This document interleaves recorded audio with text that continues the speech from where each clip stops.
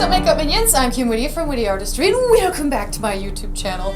Very special video today because I decided to turn into my own alien character inspired by Star Trek for Michael Westmore for the Face Off challenge, and also for my dad. He was a huge Trekkie, so Dad, this is for you. I hope you love it.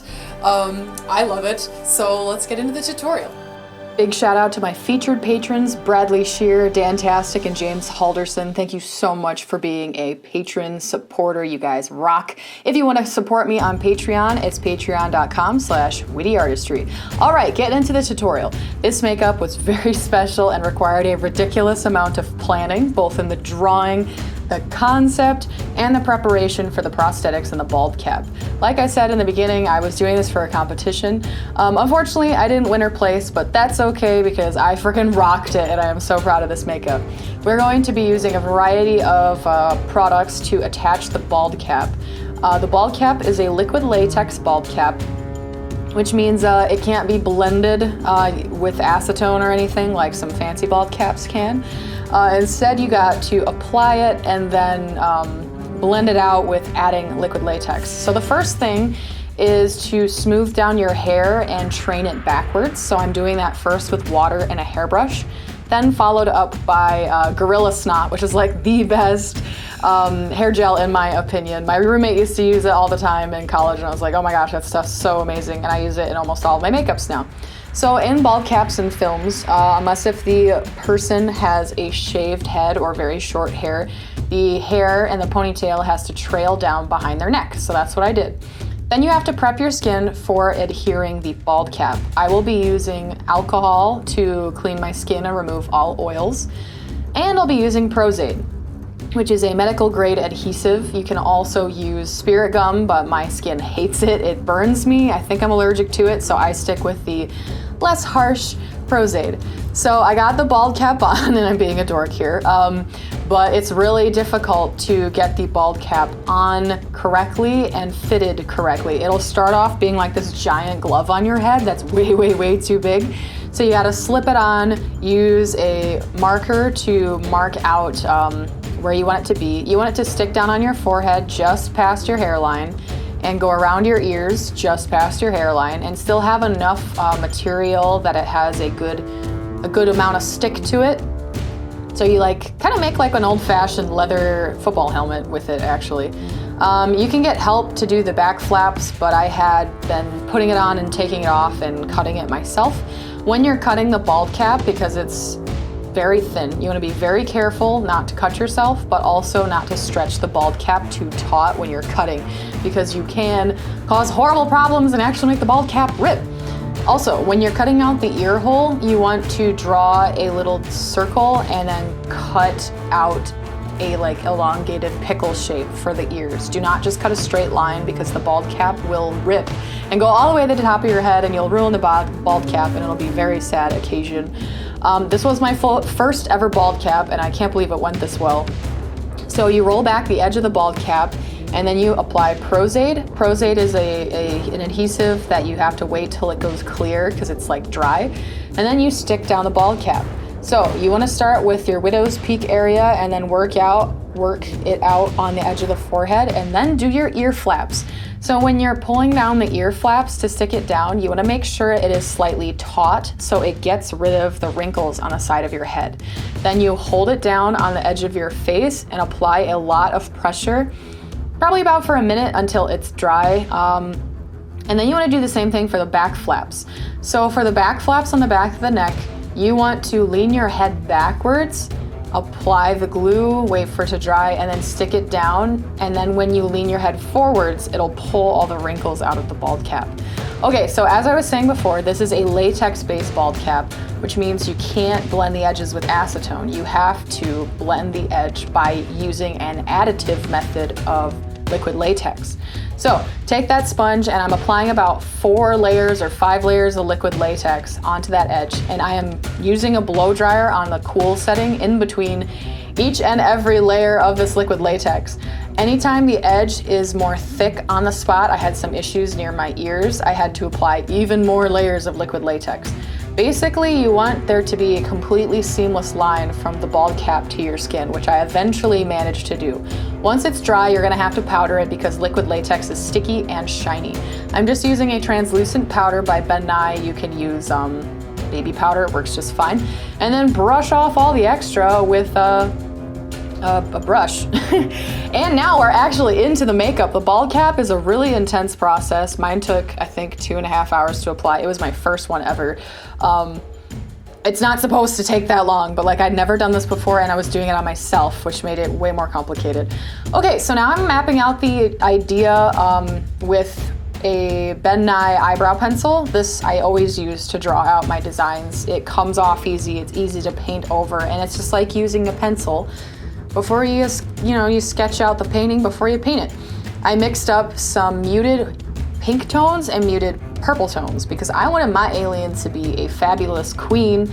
And so I mixed up that pink and I'm gonna be putting it all in the center of the face. My original concept was to have her be sort of like a wrinkly, hairless cat kind of thing with like a fishy flair, and that was pink.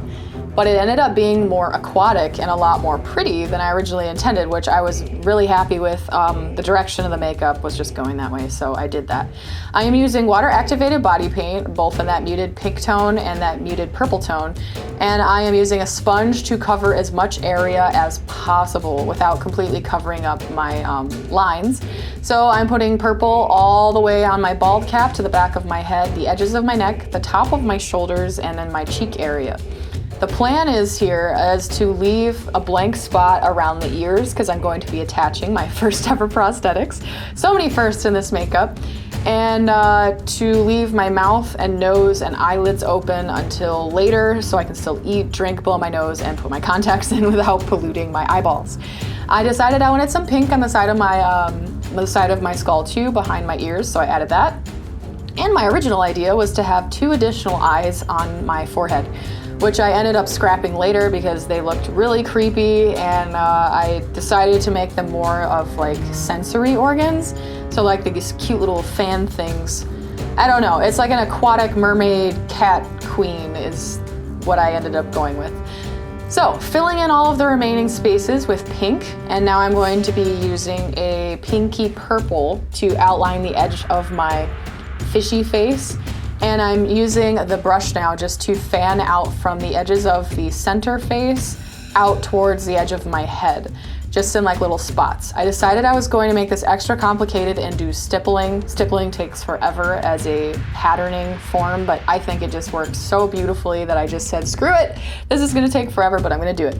So I created some vestigial gills, so they don't really have a purpose anymore. Maybe this queen alien was underwater way back when in her evolutionary history. So I have the gills on the side I painted with purple, and now I'm using a light pink tone to create the highlights on my face. I also wanted to create variations in the stippling colors throughout the entire skin tones. So I'm going to be mixing up light colors of white, pinks, a brownie pink, a orangey pink, and then variants of purple. So a brown purple, a pinky purple, a white purple, and I'm going to be stippling those all throughout the entire design in excess to create realistic texture and also sort of an amphibious, aquatic sort of feel. So I wanted to shade the gills, so I'm adding squiggles of a light purple and then outlining the edges of the gills and shading the areas that would have cast shadows just with a dark purple. Adding more squiggles on the other side. Basically, I'll just be replicating either side, going back and forth and recreating what I did on the other side of the face as best as I can. For some speed, I added in some stippling with a stipple sponge, but it didn't really work nearly as well as the brush did, so I didn't do much of that. The stipple sponge just doesn't get the precision that stippling every single little dot with a detail brush does. So I originally was going to have a mohawk in the center of this, and I scrapped that idea too because I was so proud of my bald cap application that I wanted to show it off. So later, that stripe on the top of my head, that was originally going to be where I cut it and then had my hair come out in like a mohawk that I was going to spray paint purple. I decided instead to make it a design of a bunch of pretty purples. So now I am creating some texture with dark purple So dots like I was mentioning earlier, but I'm also creating small little squiggles that creep into the pink area and into the purple area, sort of like a dart frog, how they have all that like texture variation and like color variation. I wanted to incorporate that in my design. Now note that I did not use a single speck of black in this entire makeup. So when you are mixing colors and you're trying to get a darker version of the color, if you add black, it'll be super, super saturated and will look really funny next to all your other colors, even the dark colors. Like if you use navy blue versus a purple with a little bit of black in it, the purple is going to be so dark and it's just gonna stand out. So instead I recommend you add stuff like brown and purple, or the colors complement to get it to become more dark. It'll look better, trust me. All right, so we got the little mohawk in the center of all the purple dots. I incorporated dark purples, browns, oranges, and pinks, and then whites into the top of my forehead.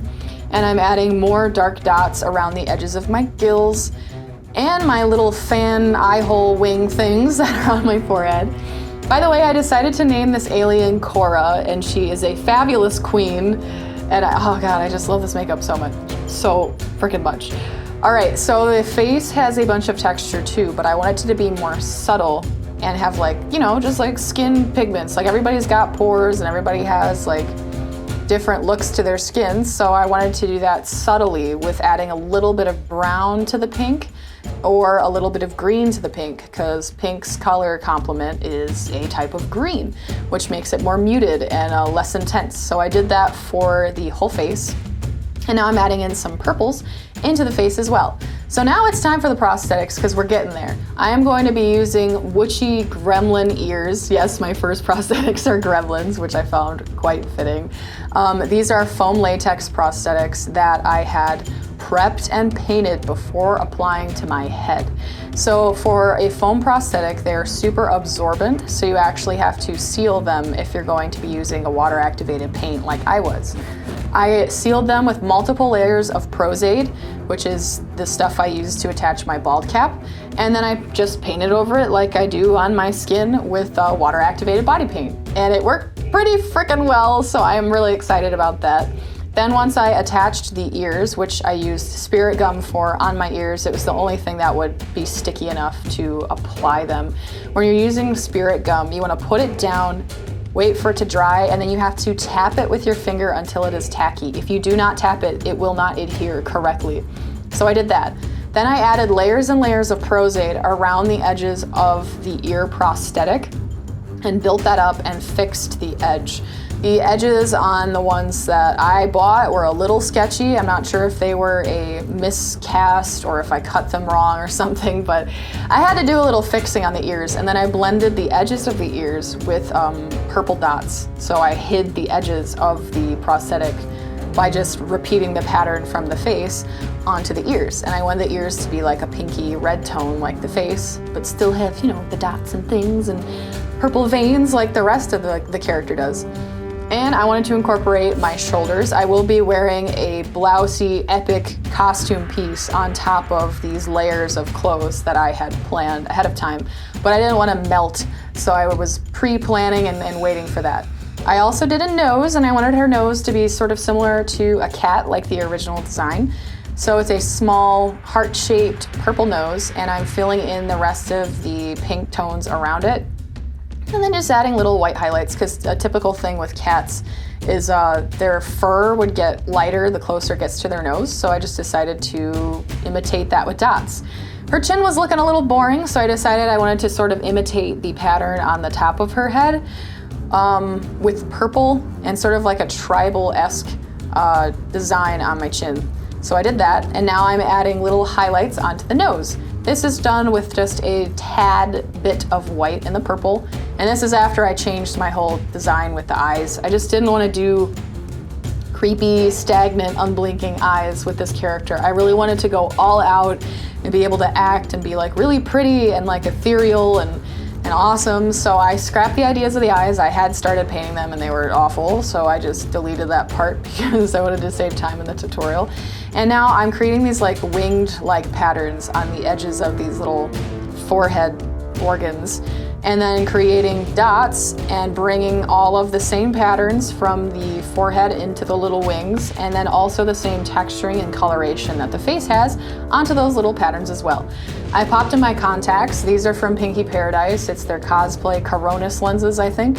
And then I'm adding pink to the areas around my eyes. Like I said before, I wait as long as I can to put in contacts because number one, my eyes get really dry really easy, and then on top of that, you don't want to get makeup in your eyes, so I always wait. And then, oh, and then I hit 500,000 on TikTok, which is really exciting.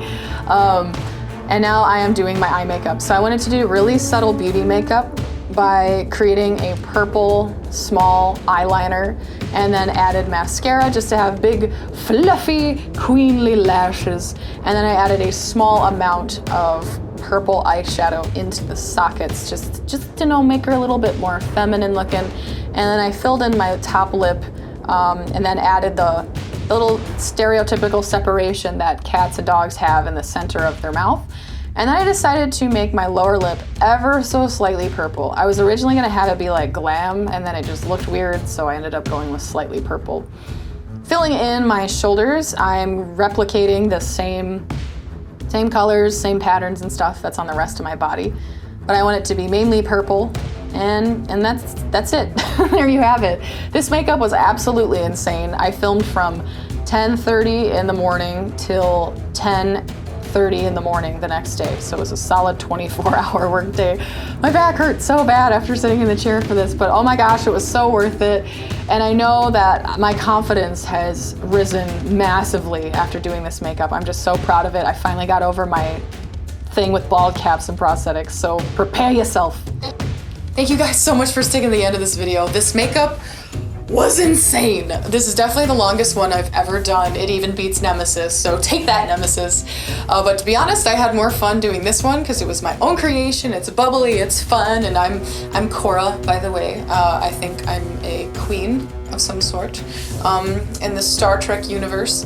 But at the time you're watching this, we'll know the results of the competition, but even if I don't win or place, I am so happy with how this turned out. She's adorable, and this is my first ever bald cap application and prosthetic application. I've never done either, and to be honest, the bald cap took just as long and was just as tedious as I thought, but it wasn't as hard, and it actually turned out really well. I didn't even have a seam, so that's amazing. And the ears were a little finicky, but I'm confident that I can do better the next time I try. But thank you all so much for watching. Please hit the subscribe button if you haven't already. Smash that like button if you're Trekkie, and smash it if you're not, because that'd be great. Also, a huge shout out to my wonderful Patreon producers. Wah, wah, wah, wah, wah, wah, wah, wah, wah, wah, wah. Without you guys, I couldn't make makeups like this, so thank you for funding bald caps and Prozade remover and gremlin ears. And yes, by the way, my first prosthetics are gremlin ears. I love you guys, and I'll see you in the next video. Let's see your best Elvis impersonation. I can't move my eyebrows. Fire normal.